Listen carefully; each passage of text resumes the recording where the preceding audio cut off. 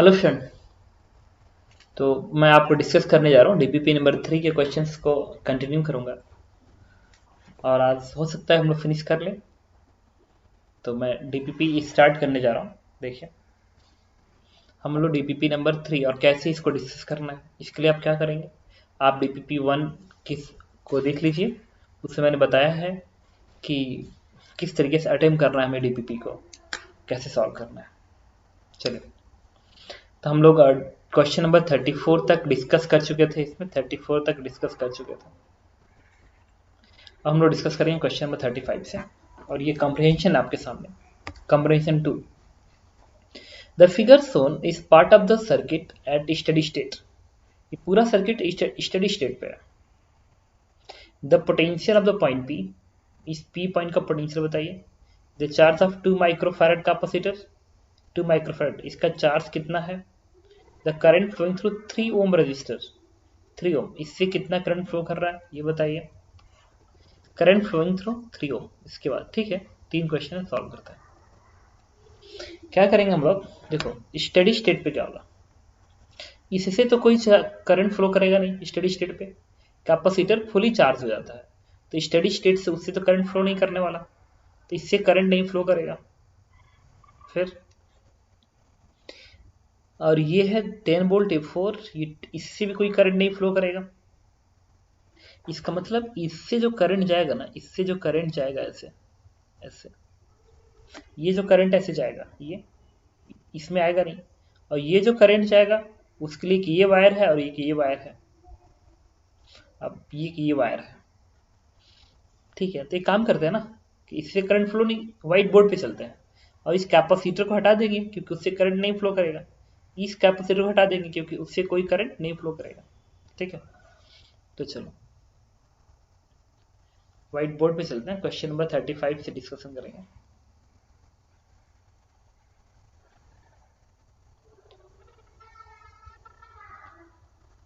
देखिए इधर 2, यहाँ पे देखो ये कितना है 1, एक में 3 रजिस्टर है और इधर एक रजिस्टर और, ठीक है।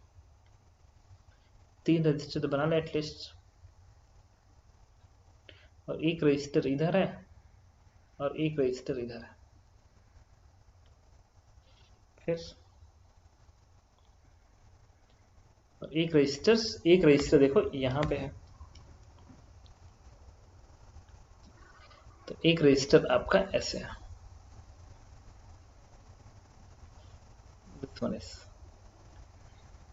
ठीक है, यहाँ का पोटेंशियल है 4 वोल्ट, ये 4 वोल्ट, ये 3 वोल्ट। तो मेंशन कर लीजिए 4 और 3। 4 वोल्ट यहाँ पे है और 3 वोल्ट यहाँ पे मेंशन कर लिया। रेजिस्टेंसेस कितने हैं, 1 ओम 2 ओम, ये 1 ओम है, ये 2 ओम है, ये भी 2 ओम, अच्छा ये 2 ओम है, और ये कितना है, अगेन 4 ओम है, 3 ओम एंड 4 ओम, ये 3 ओम एंड 4 ओम। और यहाँ पे एक बैटरी लगी हुई है, बैटरी का पोटेंशियल है 10 वोल्ट, इस तरीके से बना हुआ है और अर्थिंग कर दी गई है, 10 वोल्ट लिखा गया। और कहीं कोई बैटरी है नहीं। ये कैपेसिटर इससे करंट फ्लो नहीं करेगा तो इसको नहीं दिखाओगे, ये कैपेसिटर इससे करंट फ्लो नहीं करेगा तो इसको नहीं दिखाओगे। करंट इससे फ्लो करेंगे, मैं उसी में बस इंटरेस्टेड हूँ, उन्हीं को बनाने। तो सर्किट बन गया इस तरीके से। ओके, अच्छा मुझे बताइए, इसको सही से देखिए आप, तो ये 2 ओम ये 6 ओम सीरीज में है, 2 और 4 सीरीज में है, तो 6 ओम आ जाएगा। और ये पूरा इसके साथ किस में है, पैरेलल, तो 6 ओम और ये 3 ओम पैरेलल, तो 3 into 6 divide by 3 plus 6 9, it is 2 ओम। इस पूरे सिस्टम का रेजिस्टेंस है 2 ओम, 2 ओम। अच्छा ये पूरा 2 इस 4 के साथ किस में आएगा, सीरीज में, ये पूरा 2 इस 4 के साथ आएगा सीरीज में, तो हो जाएगा 6 ओम। इधर से आएगा 1 ओम, ये है 2 ओम, ये है 1 ओम, और ये कितना आया था, 6 ओम आया था। 6 ओम, इसको पूरे की इक्विवेलेंट 6 ओम लिख दिया, और यहाँ पे -10 अर्थिंग, इसका पोटेंशियल 3 वोल्ट, इसका पोटेंशियल 4 वोल्ट। अब इसका पोटेंशियल निकालना होगा, इस जंक्शन का potential, let this is V, इसका पोटेंशियल भी मान लो, V नॉट मान लो, इसका पोटेंशियल V नॉट मान लिया, ठीक है, इसको घेर दिया। अच्छा, अगर ये 0 वोल्ट का है और ये 10 वोल्ट का है तो ये कितना आएगा, this one is -10 volt, -10 volt, ये 0 है, ये 10 वोल्ट की बैटरी है, इधर निगेटिव लोअर प्लेट है तो -10 वोल्ट हो जाएगा। अब करंट का एक्यूमुलेशन इस जंक्शन पे 0 कर देंगे, तो करंट का ऐसा फ्लो दिखाएंगे इस तरीके से, एक्यूमुलेशन 0 कर देंगे जंक्शन लॉ के अकॉर्डिंग।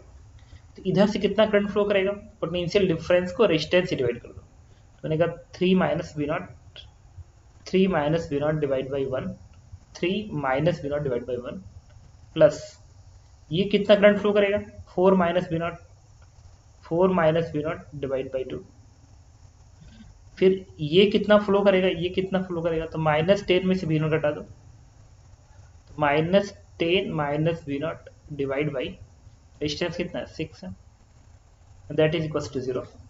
अब इसको सिंप्लीफाई कर दीजिए, तो यहाँ पे 6 मल्टीप्लाई करो, यहाँ भी 6 मल्टीप्लाई करो, तो बनेगा 18 - 6 V0 प्लस यहाँ पे 3 मल्टीप्लाई करो, यहाँ भी 3 करो, तो बनेगा 12 - 3 V0, -10 - V0 इक्वल टू 0।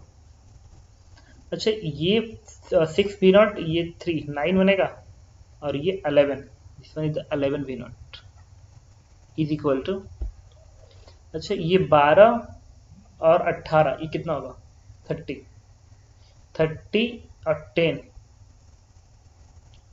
40, ठीक है, 40/11, कुछ मिस्टेक्स कर रहा हूँ, ये 1 ओम है, ये 2, और ये कितना है 4 and 2 6 और 3 2 4 6, ये 6 ओम आ जाएगा पूरा, इधर से करंट फ्लो नहीं करेगा, करंट का फ्लो ऐसे होगा, इससे करंट ही नहीं फ्लो है, इसको रख के क्या करोगे, इसका करंट इसे फ्लो करेगा, कर देंगे फ्री में, ठीक है।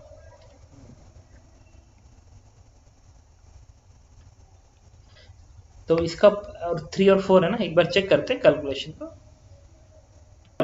हमने कैलकुलेशन मिस्टेक कर दिया था, ये 18 और 12 कितना होता है 40, नहीं 30 ना, 18 + 12 13, और 13 से -10 घटाओगे ना, तो 13 - 10 कितना होता है 20, और ये 6 है, और ये 3 9, और ये 10, तो 10 V0 बनेगा। What is V0, it is 2 volt. तो पॉइंट पी का पोटेंशियल उन्होंने पूछा था, पॉइंट पी का, तो answer is 2 volt, point P का पोटेंशियल, तो आंसर इज 2 वोल्ट। पूछा charge on 2 microfarad capacitor, 2 microfarad capacitor कितना चार्ज होगा, 2 मतलब इस पे कितना चार्ज होगा, तो हम लोग क्या करेंगे ना, पोटेंशियल डिफरेंस निकालेंगे। पूछ रहा है कि बताइए इस पे कितने का चार्ज होगा। अच्छा, इस पे जो चार्ज होगा वो इसके अक्रॉस जो पोटेंशियल डिफरेंस आएगा उसी से तो आएगा, क्योंकि ये कैपेसिटर और रेजिस्टर पैरेलल है, तो जो पोटेंशियल डिफरेंस यहाँ पे वही आएगा यहाँ पे। तो इसका पोटेंशियल डिफरेंस क्या आएगा, इस 3 ओम का, तो ये जो करंट आ रहा है, ये जो करंट आ रहा है, अच्छा 3 ओम में कितना करंट है निकालना है ना, तो व्हाइट बोर्ड पे जो बना है उससे आ जाएगा। अच्छा 3 ओम की लाइन ये है, तो ये जो करंट फ्लो करेगा वही 30 में भी होगा, और ये करंट किसके बराबर है ये निकालना पड़ेगा। तो ये देखो ये करंट आ जाएगा, ये V0, ये -10 है, तो V0 कितना आ गया 2 वोल्ट आया, तो अगर ये 2 वोल्ट के बराबर है तो ये करंट आएगा, ये जो करंट आ रहा है बेसिकली, ये जो करंट आएगा मतलब इसका इक्विवेलेंट में जो करंट ऐसा फ्लो कर रहा हुआ है ये कितना आएगा बताओ। ये जो करंट आना चाहिए I1 इज पोटेंशियल डिफरेंस, 2 में से -10 घटा दो तो 12 हो जाएगा, 2 minus of -10 it is 12, at resistance कितना 6, इट इज 2 एम्पियर। इसका और ये करंट इधर से नीचे को रहेगा ना, क्योंकि हायर पोटेंशियल पे है, और ये लोअर पोटेंशियल -10 लोअर होगा, ये हायर होगा, तो करंट नीचे फ्लो करेगा, इसलिए करंट इसमें फ्लो करेगा 2 एम्पियर करंट। अब क्वेश्चन ये है कि अगर इसमें 2 एम्पियर करंट है, इसका पोटेंशियल आप 0 मान के चल रहे हो, तो इसका पोटेंशियल क्या मानोगे? -10 वोल्ट मानोगे। और जो तुमने V0 निकाला है उसकी वैल्यू तुमने कितनी निकाली बताओ? तो V0 तुमने निकाला है 2 वोल्ट, तो यहाँ पे लिखोगे 2 वोल्ट। अच्छा, ये है -10 का, ये है 0 का, ये है 2। अच्छा, यहाँ का पोटेंशियल क्या होगा? ये हायर पोटेंशियल होगा कंपेयर टू -10। और कितने का पोटेंशियल डिफरेंस आएगा? ये रेजिस्टेंस 482 हो, तो आई आर कितना होता है? Current I into R, 4 into 8 हुआ 8। 8 का मतलब हो गया कि यहाँ का जो पोटेंशियल होगा वो 8 वोल्ट ज्यादा होगा ना कंपेयर टू -10, ज्यादा होगा 8 वोल्ट यहाँ का पोटेंशियल, मतलब यहाँ का होगा -2 वोल्ट पोटेंशियल। मुझे बताओ, अगर ये -2 वोल्ट पोटेंशियल और ये 2 वोल्ट का है, तो इसमें जो करंट फ्लो करेगा, let's this current is I2। तो I2 की वैल्यू कितनी होगी? तो ये होगी potential difference 2 minus -2, this is 4 होगा ना। 2 में से -2 को घटाओ 4 आएगा, अब 3 से डिवाइड कर दो तो आ गया 4/3 एम्पियर। तो इसमें करंट फ्लो किया 4/3 एम्पियर। आंसर में मैच कराओ, आ रहा 4/3, कहीं मैच कर रहा है, हाँ यहाँ मैच कर रहा है। अब 2 माइक्रोफैराड पे कितने का चार्ज है, इस पे कितने का चार्ज है, तो इस पे जो चार्ज आएगा इसके बीच के पोटेंशियल डिफरेंस से आएगा ना। तो क्या करेंगे, Q बराबर C भी कर देंगे। तो Q बराबर C कितना है? 2 माइक्रोफैराड है, और इसके बीच का पोटेंशियल डिफरेंस 2 में से -2 को घटाओ 4 इट इज 8 माइक्रोकुलम का चार्ज। तो इसका आंसर हो गया 8 माइक्रोकुलम, जो कि दिख रहा होगा डी पार्ट में। ओके, ठीक है। अब नेक्स्ट क्वेश्चन अभी डिस्कस करेंगे। तो हम लोग डिस्कस कर रहे हैं क्वेश्चन नंबर 38, ठीक है। तो इसमें कह रहा है कि a galvanometer measure current with the passes through it. एक गैल्वेनोमीटर है, इसमें जो करंट जाता है उसको ये मेजर करता है। Galvanometer can measure the typical current of order of milliampere. To be able to measure the current of the order of ampere of main current, a shunt resistance is connected across parallel. Okay, Question number 38. Current resistance of shunt and resistance G of the galvanometer should be as following relation। ठीक है, तो ये तो ammeter construction है और आपको बताया जा चुका है कि shunt resistance should be low as possible. तो shunt resistance should be low as possible, तो सी पार्ट आंसर हो जाएगा। 39. Resistance of galvanometer is 10 ohm. The maximum current Ig is 10 milliampere. Then shunt resistance required so that main current can be up to 1 ampere। मतलब इसमें ना 1 ampere का current flow करे और galvanometer में कितना करंट जाएगा? 10 मिली एम्पियर। तो 10 मिली एम्पियर का मतलब है 10⁻³ और इसका रेजिस्टेंस कितना है? दिस वन इज 10 ओम। तो क्वेश्चन में कह रहा है शंट रेजिस्टेंस कितना होना चाहिए। तो ये दोनों पैरेलल है ना, तो इससे 1 एम्पियर आ रहा है, तो इसमें कितना एम्पियर जाएगा, शंट में कितना जाएगा? तो 1 - 10⁻³ जाएगा, इतना करंट जाएगा। अब ये दोनों रजिस्टर पैरेलल हैं, तो पैरेलल में क्या होता है? I इंटू आर बराबर I इंटू आर। तो यहाँ का parallel current 10⁻³ into R 10 ohm is equal to, यहाँ का करंट क्या है, यहाँ का ये है, into shunt resistance I into R कर दिया, सिंप्लीफाई कर दो आंसर आ जाएगा। इससे वैल्यू आएगी, सॉल्व करना, जो वैल्यू आएगी आंसर हो जाएगा। ये 999 का टर्म आना चाहिए ना, ये 1 में से सब्ट्रैक्ट होगा तो कितना आएगा? 1000.001 है ना, तो 99 बनेगा। ये वाला आंसर होना चाहिए मोस्ट प्रोबेबली। कंप्रेंशन 4 वैसे कैलकुलेट कर देख लेना कौन सा। ये कह रहा है कि 3 identical metal plate of cross section area S are equal distance B as shown। Initial metal plate A is uncharged, metal plate A पे कोई चार्ज नहीं है। When the metal plate B and C have respective charge Q0 and -Q0, इस पे Q0 इस पे -Q0 का charge है। Initially as shown in the figure, the metal plate A and C are connected by a switch K through a resistor R। K is closed at a time, इसको close कर दिया गया t बराबर 0 पे। The magnitude of current in ampere through resistor at any later time, इससे जो current flow करेगा वो कितना होगा किसी भी टाइम t पे। तो क्या करेंगे हम लोग, ओके क्या करेंगे हम लोग, अब इस डायग्राम को बनाएंगे व्हाइट बोर्ड पे, तब कुछ समझ में आएगा नहीं? तो व्हाइट बोर्ड पे यूज करो क्वेश्चन नंबर 40 के लिए। एक प्लेट ऐसा है, एक प्लेट ऐसा है, एक प्लेट ऐसा है। चार्जेस क्या दिए गए हैं?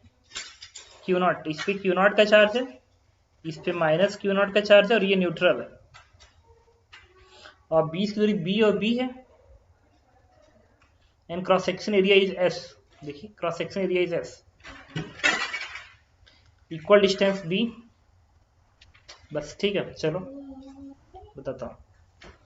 ठीक है, तो आपको एक प्रॉपर्टी बताई जा चुकी है ना कि पैरेलल प्लेट के अंदर क्या होता है कि जो टोटल चार्ज का सम होता है का हाफ आउटसाइड में आता है।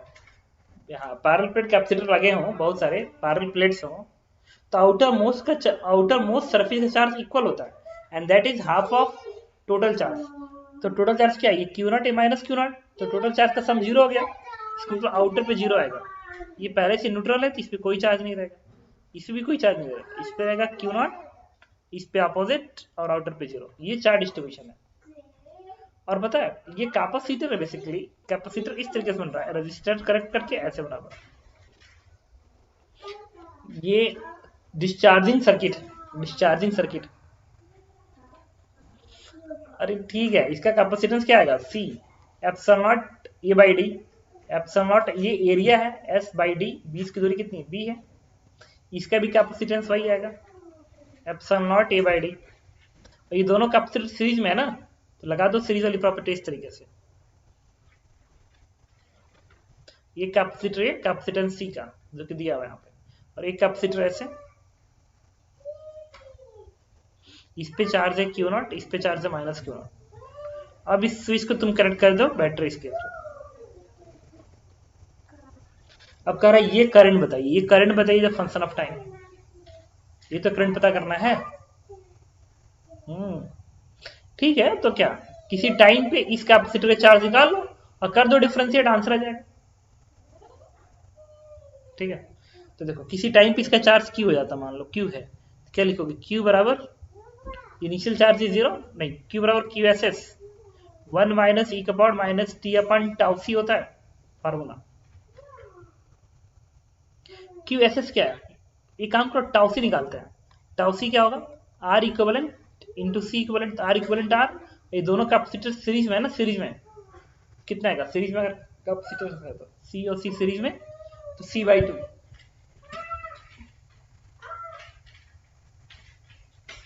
तो टाइम कांस्टेंट इतना आ गया। अब क्यू एस एस निकालेंगे। क्यू एस एस क्या है? स्टडी स्टेट पे इस प्लेट पे चार्ज है, तो स्टडी स्टेट में मान लो इस पे क्यू चार्ज रह जाता है, क्यू चार्ज होता है, तो इस पे माइनस क्यू आएगा। चूंकि चार्ज कंजर्व रहता है हमेशा, तो इस प्लेट पे, इस प्लेट और इस प्लेट का चार्ज हमेशा कंजर्व रहेगा ना, क्योंकि ये वैक्यूम, ये पूरा वैक्यूम है। तो ये प्लेट आइसोलेटेड हो गया। अगर आइसोलेटेड हो गया तो चार्ज हमेशा कंजर्व रहेगा। तो अगर यहाँ पे माइनस क्यू आ गया, तो इस प्लेट पे कितना चार्ज बचेगा? क्यू नॉट माइनस क्यू बचेगा, और इस पे तब कितना हो जाएगा? प्लस। अब लगाएंगे इसमें हम लोग क्या, स्टडी स्टेट पे। स्टडी स्टेट पे चार्ज क्या? क्यू एस हो जाता है, क्यू एस। ये है Q naught minus Q S minus Q plus Q S. अब इसमें ना किरचॉफ लगा देता है, किरचॉफ। तो प्लस लो टच किया तो Q S upon C, Q by C. फिर ऐसे घूम के इस प्लेट टच किया, इस प्लेट को, तो क्या है?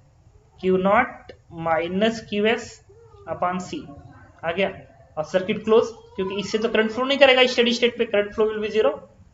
इससे प्रूफ क्या आएगा? क्यू एस की वैल्यू प्रूफ हो गई, इस पे क्यू एस, इससे माइनस क्यू एस, तो इस पे क्यू नॉट था ना, तो ये रहेगा दिस वन, और ये रहेगा माइनस साइड, चार्ज कंजर्वेशन लगेगा। ठीक है, ये रहेगा। देखो तभी तो कहूँ कि इसका चार्ज का सम हमेशा क्यू नॉट आना चाहिए, क्योंकि ये प्लेट आइसोलेटेड है, तो ये प्लस क्यू एस से माइनस क्यू एस कट जाएगा। इससे क्यू एस की वैल्यू क्या प्रूफ हो जाएगी? क्यू एस की वैल्यू प्रूफ हो जाएगी minus Q naught by steady state का। प्लस को टच किया, प्लस को टच किया, सर्किट क्लोज। तो minus Q naught by to उठा के इस फंक्शन में रख दो, तो रखो इस फंक्शन में। तो क्या बनेगा, Q बराबर minus Q naught by to bracket में 1 माइनस ई पावर माइनस टी अपन आर सी, टाउ सी की जगह पे आर सी बाई टू, तो 2t ऊपर जाएगा, this one is R C. Current निकालना है तो डिफरेंशिएट कर दो, इस करंट निकालना है डिफरेंशिएट करो, तो बनेगा minus Q naught by two, E का डिफरेंस बनेगा E to the power minus 2t upon R C, और टी का कोफिशिएंट बाहर आ जाएगा, that is 2 upon R C, minus sign तो प्लस बन जाएगा। तो this is q upon R C, Q naught upon R C, E का power minus 2t upon R C. तो ये देखो आंसर में दिख रहा है, Q naught upon R C. तो ठीक है, तो सी की जगह पे उन्होंने epsilon naught A by D लिखा है, and 2bt 2t upon R सी है ना, तो इस बी पार्ट आंसर आउट करेगा, बी पार्ट आंसर आउट करेगा। हाँ, सी की वैल्यू प्लेस कर देना, ये वाली वैल्यू आपको आंसर मैच कर जाएगा। 40 के बाद question number 41 after study state achieve the charge on plate A, plate A पे कितने का चार्ज आएगा, प्लेट ए का चार्ज जो आएगा वो minus Q naught by two आएगा ना, अभी तो निकाले थे हम लोग minus Q naught by two, देखो minus Q naught by two तो आया था इस प्लेट पे, और ये प्लेट यही तो है। The total heat produce dissipated by resistor of resistance R, total कितना हीट रजिस्टर में डेवलप होगा, लगा देंगे एनर्जी का formula, energy work done by battery equals to heat develop, ये सब।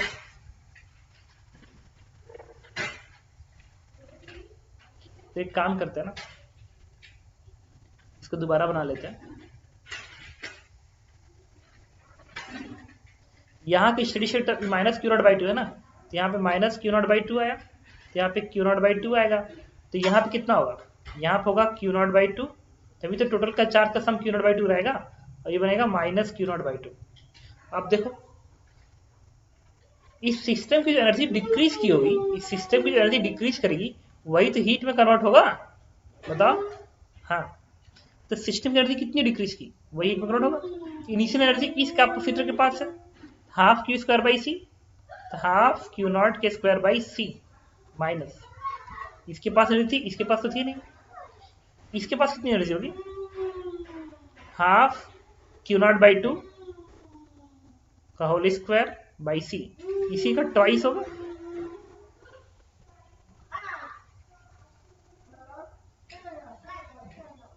सिंप्लीफाई कर लो, ये 2 से 2 कटेगा, ये बाई 4 का टर्म आएगा, तो बनेगा क्यू नॉट के square by 2c minus Q naught के स्क्वायर बाई 4c, 2 यहाँ मल्टीप्लाई 2 यहाँ मल्टीप्लाई करो, तो आंसर आएगा क्यू नॉट के स्क्वायर अपॉन 4c, और c प्लेस कर देना epsilon not a by D, 4 का टर्म आएगा, आंसर इज ए पार्ट। 45 तो क्वेश्चन है, 43 करते हैं। 43 कह रहा है कि column 1 given certain situation capacitance parallel change by difference means column resulting effect of different condition match the entire इतना using the A part, P part. The plate of plain parallel capacitor are slowly pulled apart. Then magnitude of electric field intensity inside the capacitor.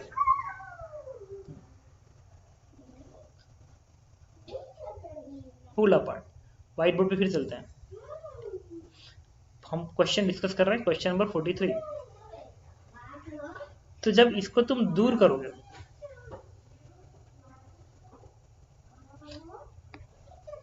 the magnitude of electric field intensity inside the capacitor, अच्छा constant charge constant voltage सब देखना पड़ेगा ना, तो हम लोग P solve कर रहे हैं, पी पार्ट। अच्छा अगर वोल्टेज कांस्टेंट है, वोल्टेज अगर इसके बीच का कांस्टेंट है, तो अंदर का जो इलेक्ट्रिक फील्ड होगा वो किससे निकाल सकते हो, सीधे पोटेंशियल अपन बीच की दूरी से।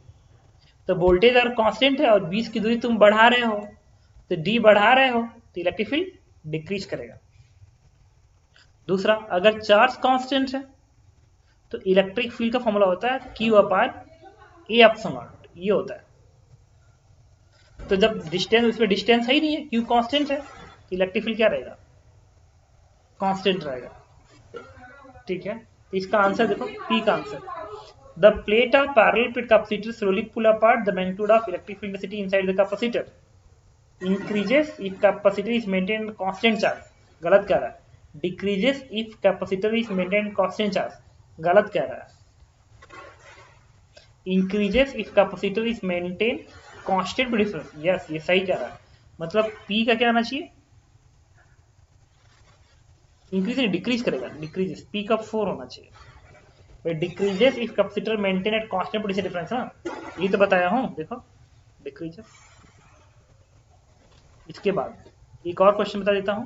The plate of plane parallel capacitor slowly apart, then potential difference store in capacitor. Potential difference.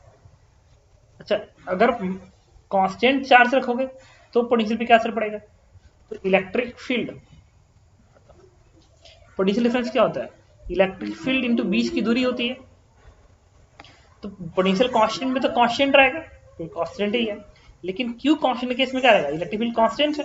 अगर ई कांस्टेंट है तो डी बढ़ाओगे तो बी बढ़ जाएगा. तो डी बढ़ाने में बी इंक्रीज करेगा. तो increases if capacitor maintain constant charge. Yes, सही कह रहा है. तो सी का 1 हो जाएगा. सी का 1 हो जाएगा.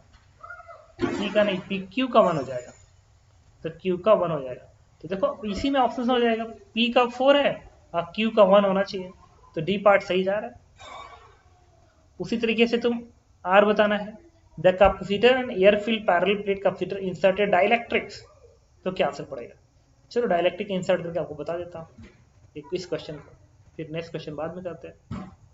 डाइलेक्ट्रिक आपने इंसर्ट कर दिया, तो अगर इसमें आप डाइलेक्ट्रिक को इंसर्ट करेंगे तो अगर पोटेंशियल कांस्टेंट है, पोटेंशियल कांस्टेंट है तो पोटेंशियल कांस्टेंट ही आएगा.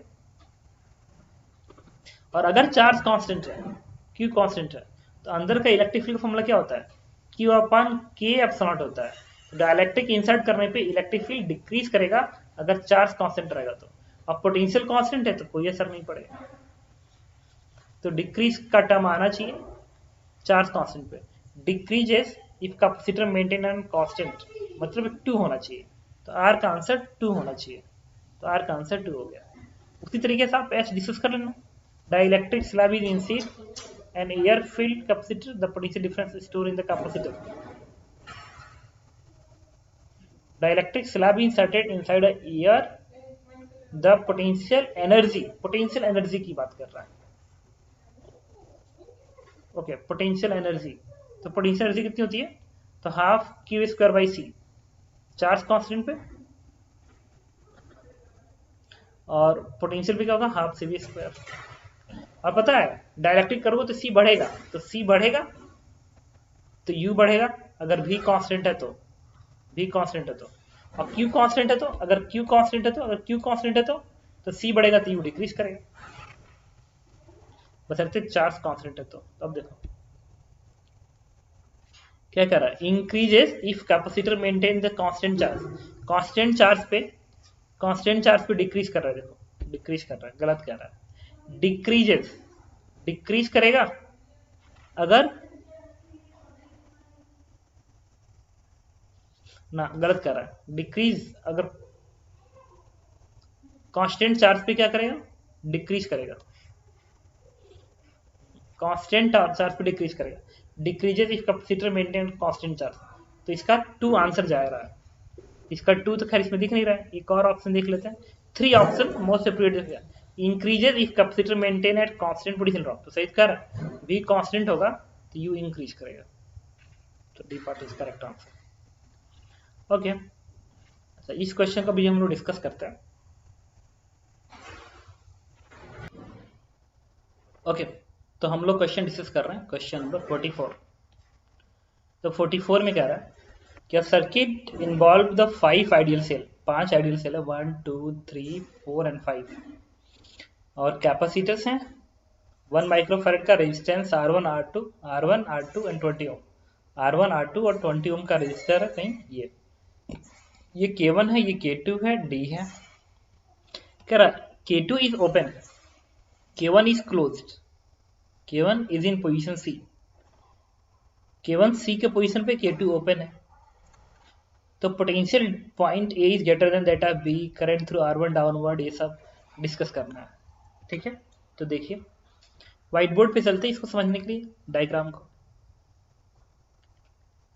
तो इसमें देखिए ये 30, ये 30 20 10 R1 30 20,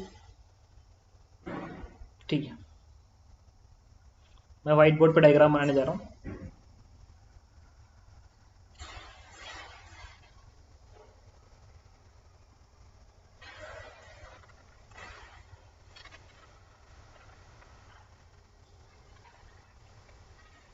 थर्टी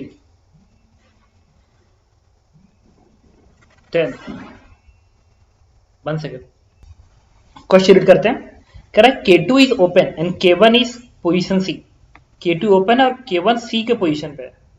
तो potential difference of point A और बी में किसका पोटेंशियल ज्यादा होगा, ए का कि बी का। दूसरा R1 R2 में करंट का डायरेक्शन जानना है और 10 माइक्रोफैरेड कैपेसिटर पे चार्ज जानना है। अच्छा, और इस कैपेसिटर पे चार्ज जानना है कितना होगा, ठीक है। तो कुछ नहीं, R1 R2 में करंट का डायरेक्शन जानना है और ए और बी में कितना का पोटेंशियल का डिफरेंस होगा, कौन ज्यादा होगा, इस पे चार्ज कितना होगा। हम व्हाइट बोर्ड पे बना चुके डायग्राम, देखिए ये 30 वोल्ट की बैटरी, ये 10 वोल्ट की, रुको, ये 30 वोल्ट की बैटरी, 10 वोल्ट की बैटरी, 20 वोल्ट की बैटरी एंड 12 वोल्ट की बैटरी, 14 वोल्ट की बैटरी। और ये पॉइंट ए है, ये पॉइंट बी है। चलो सॉल्व करता हूं। जब ये K1 C पे रहेगा, K1 जब C पे रहेगा तो एक काम करो, नोडल मेथड यूज करो, इसका पोटेंशियल 0 दे दो, 0। तो इसका पोटेंशियल क्या बनेगा, 14 वोल्ट। इसका क्या बनेगा और ज्यादा, 14 प्लस 12 इट इज 26 वोल्ट। अच्छा, ये 26 है तो ये भी 26 आएगा, और ये 20 है तो इसका पोटेंशियल ड्रॉप कितना आएगा, 26 माइनस 20 घटा दो तो दैट इज 6 वोल्ट। अच्छा, ये 6 वोल्ट है। अच्छा, ये 26 है तो यहाँ भी 26 आएगा। ये 10 वोल्ट नीचे कम हो रहा है ना, तो यहाँ का पोटेंशियल क्या आएगा, 10 वोल्ट कम कर दो तो दिस इज 16। अच्छा, ये 26 है तो ये भी कितना आएगा, 26। और ये 30 वोल्ट है तो 30 वोल्ट कम आएगा ना, तो 26 से 30 घटा दो। हालांकि K2 तो ओपन है, इससे करंट ही नहीं फ्लो करना है, तो उसका कोई मतलब ही नहीं है। दूसरा, पापा क्लास करो, ये 0 है तो यहाँ तक 0 आएगा, यहाँ भी 0 आएगा, ठीक है।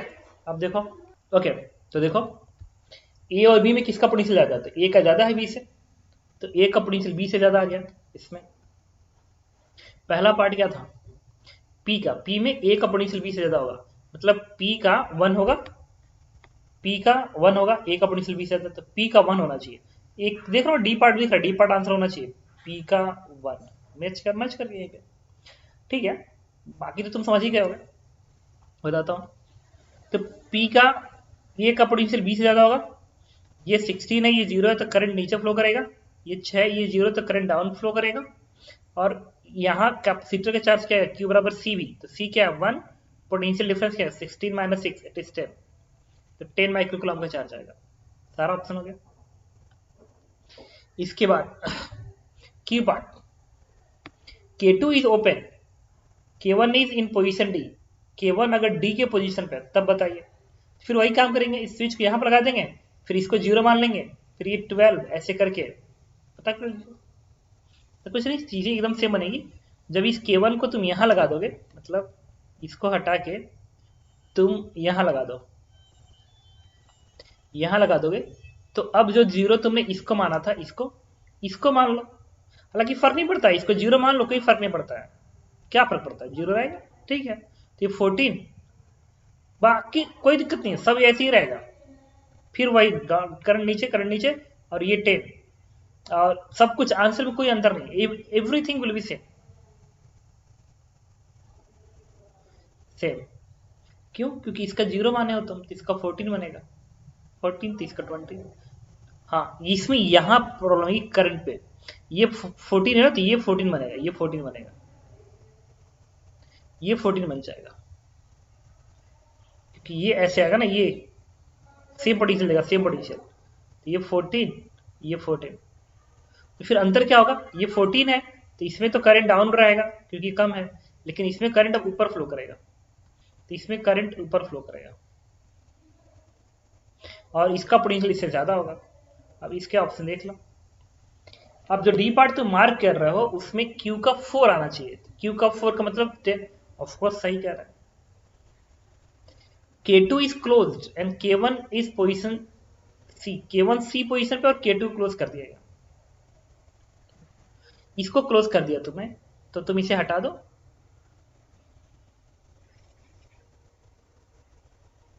और ये जो है इस पोजीशन पे है। K1 इज एट C ना, देखो हम लोग C पार्ट डिस्कस कर रहे हैं। K1 is eight position C, तो हम लोग C पार्ट डिस्कस कर रहे हैं क्वेश्चन में, इसी नहीं R डिस्कस कर रहे हैं, PQR में R डिस्कस कर रहे हैं। तो इसको क्लोज कर दिया गया, तो ठीक है कोई दिक्कत नहीं। तो इसका अगर तुम्हें 0 माना है, इसका 14 रहेगा, लेकिन अब ये 0 लगातार ऐसे 0 चलेगा, यहां तक 0 चलेगा, फिर ये 0 चलेगा 0, इसका पोटेंशियल 0, फिर इसका 0, फिर इसका 0, फिर तो फिर ये हायर हो गया पोटेंशियल, करंट ऐसे फ्लो करेगा, करंट ऐसे फ्लो करेगा, ये वाला चार्ज अभी भी ये रहेगा। हाँ बस ओके, 26 है, ये कितना आ रहा था 30 ना, तो -4 बनेगा। कोई पूछे इसमें किधर करंट फ्लो करेगा, तो करंट ऊपर फ्लो करेगा। ठीक है, तो इसका आंसर मैच करना चाहिए। आर का कौन सा आ रहा था, 3 आ रहा ना, 3 कौन सा, current in R2 is upward. R2 में अपवर्ड दिख रहा है, देखो तो R2 है, R2 में करंट अपवर्ड होना चाहिए, अपवर्ड तो नहीं है। अगर तुमने इसको क्लोज कर दिया है, 1 सेकेंड, R का 3 है ना, देखो R का ऑप्शन 3 आ रहा है, R2 current in R2 is upward, R2 में करंट अपवर्ड होगा, K2 is close and K1 is position C।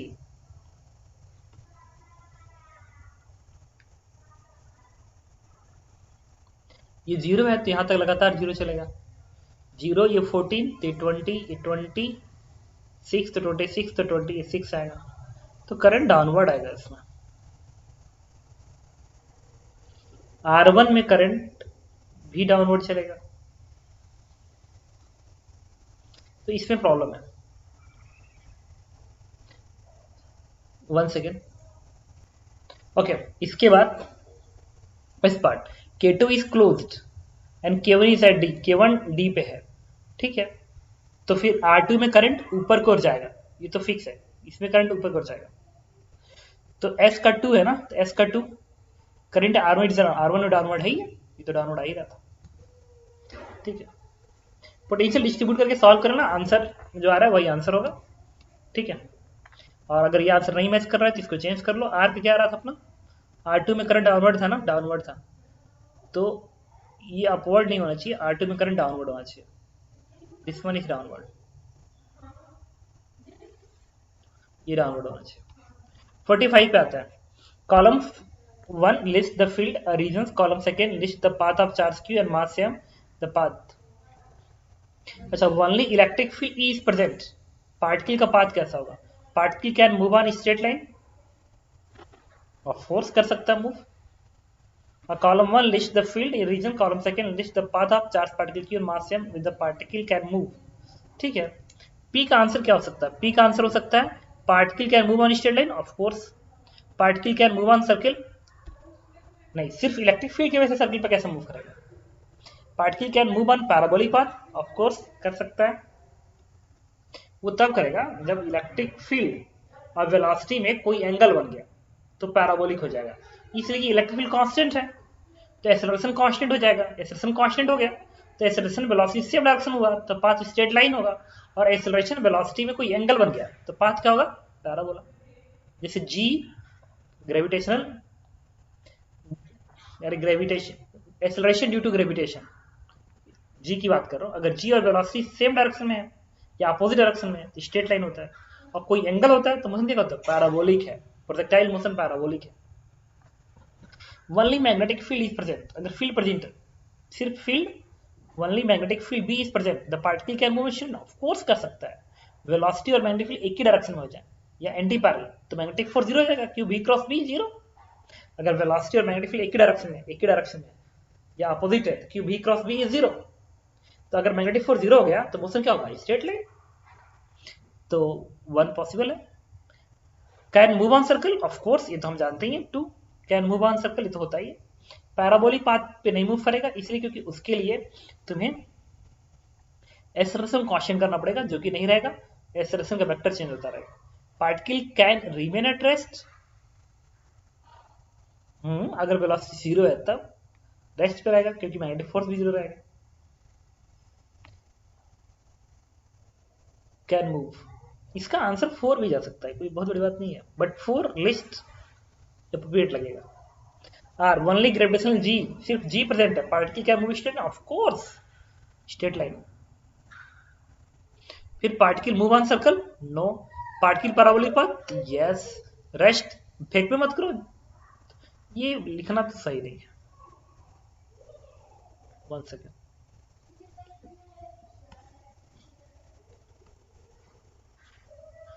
ये मत लिखो,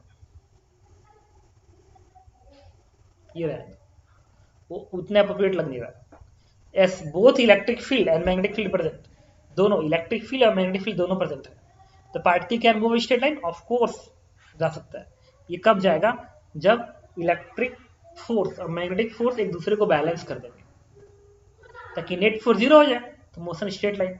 particle can move on circle, circle पे कैसे मूव करेगा ना। Particle can move on parabolic path,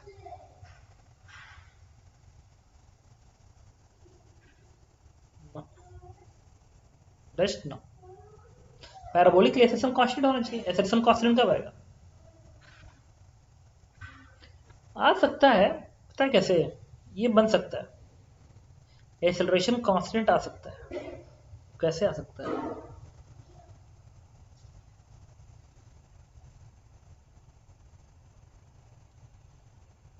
एक सेकेंड, अब ऑप्शन पे चलता है। पी का आंसर क्या है, 1 3, पी का आंसर है 1, देखो वहां पे 1 दिख रहा है डी पार्ट में, डी पार्ट आंसर होल्ड करना चाहिए। क्यू का क्या आंसर दिख रहा है 2, तो देखो यहाँ पे 2 दिख रहा है। आर का आंसर क्या दिख रहा है 3, देखो इसमें 3 दिख रहा है। एस का आंसर 1 दिख रहा है, तो 1 दिख रहा है, तो option is D part is correct option. ठीक है, ओके, तो नेक्स्ट क्लास से हम लोग डीपीपी नंबर 4 डिस्कस करना शुरू करेंगे। ठीक है, तो कल से, थैंक यू।